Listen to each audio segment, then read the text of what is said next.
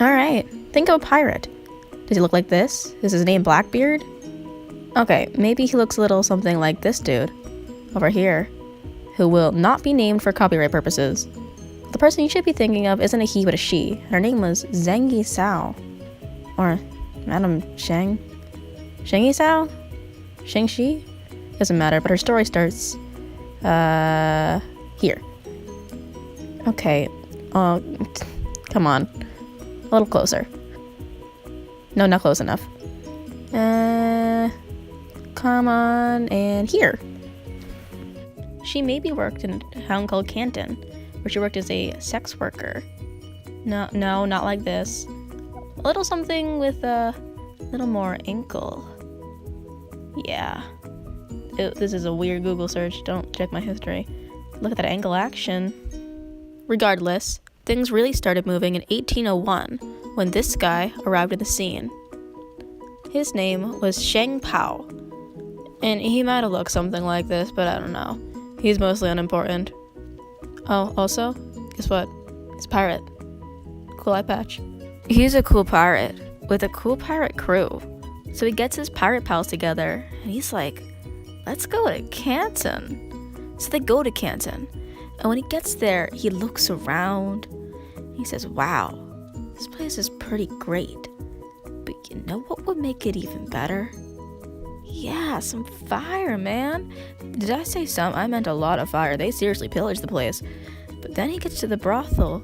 He sees Zheng Yi Sao. He looks into her eyes.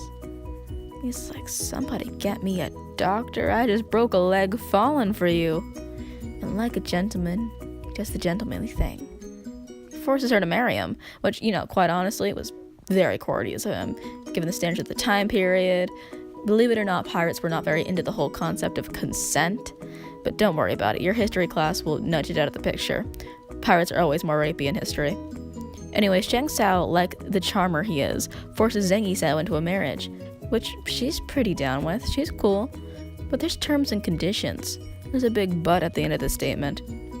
So either Cheng Sao didn't read the fine print, or he's actually just a cool guy. But the conditions he agreed to were bold. They basically went, I get half your stuff, half your pirate loot, and some power. Cool? And he's like, yeah, sure, whatever. And so they're married. Everyone's like, yeah, man, you do you. You got this.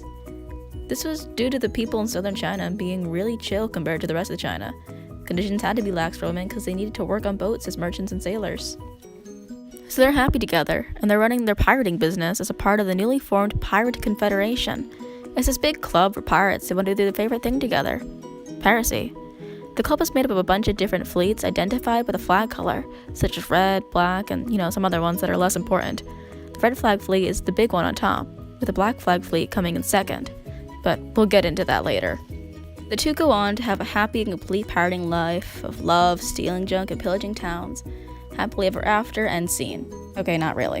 One day, Cheng Sao goes out without Zheng Yi Sao to go to his pirate business. He goes for a boat ride, and then there's a storm. And spoiler alert, he dies. Oh yeah, he dies. So Zheng Yi Sao was all like, oh no, my husband, he's dead, whatever will I do? Oh yeah, she knew exactly what she was gonna do. She cried for a little while, but then she was like, I'm the captain now. Everyone's like, oh, okay. And she was the captain now. This was a major turning point. She would be one of the first and most powerful female captains. But it wasn't easy. She's smart, real smart. She knew the pirates respected her because she had power from her marriage. But they weren't that open-minded. So she turns to Cheng Pao. Not Cheng Sao or Cheng Yi Sao, but Cheng Pao. Cheng Pao was the previously adopted son of Zheng Yi Sao and Cheng Sao. See, there's a chart. So Zheng Yi Sao needs someone in power that will bend her will. Easy, Cheng Pao.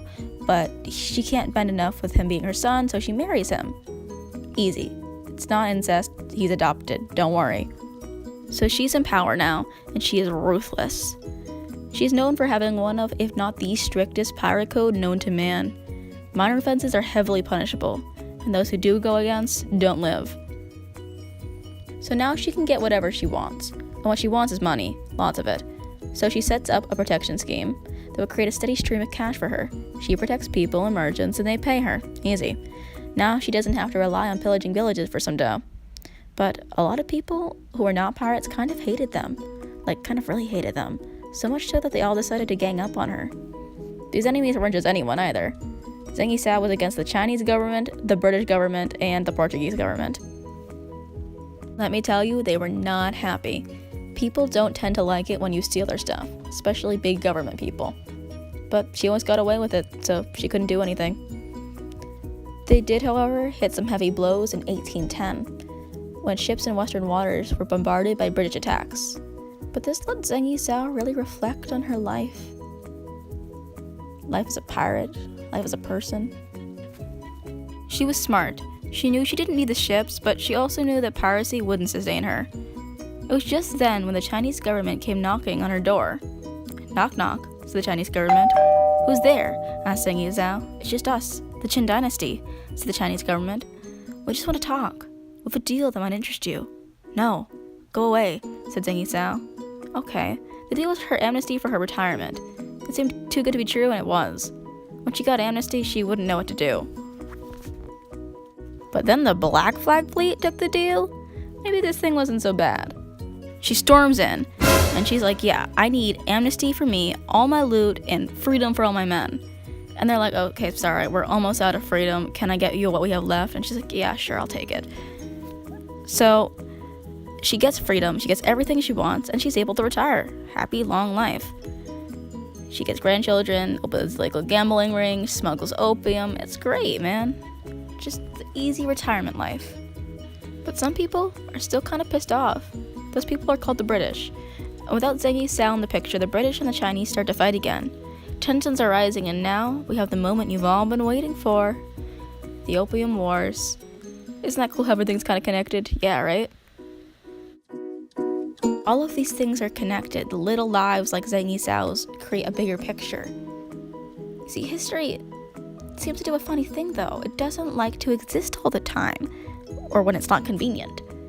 For decades, people would look at her achievements and not even acknowledge it. History sources would credit her amazing victories to her son/husband. Yeah, that's still weird. And media would depict her as the forever mourning widow. You'll never guess who wrote that history. Could it be the very people she won against and defeated? Huh. Funny how that works. It's like history is written by white dudes. Wow.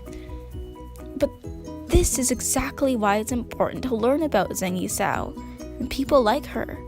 Their contributions to history may be ignored, but are impossible to erase. For every second that you remember and become more aware of a bigger picture, you create a more clear picture of history and the real world as we know it today. To know history is to know the road we walk down. It's kind of hard to walk down a road that isn't finished yet. So don't let ignorance define our timeline. Let stories live. Live the Pirate Queen.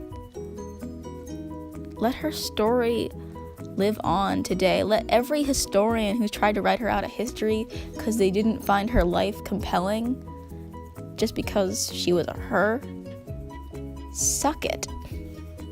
Also, I'm just saying, Zheng Yi Sao would be completely willing to cut a dude who messes with her. So, I'm not to imply that her ghost would be basically unstoppable, but I'm just saying I wouldn't risk it, right? You get it. Live the Pirate Queen, man. Let her legacy live on in history.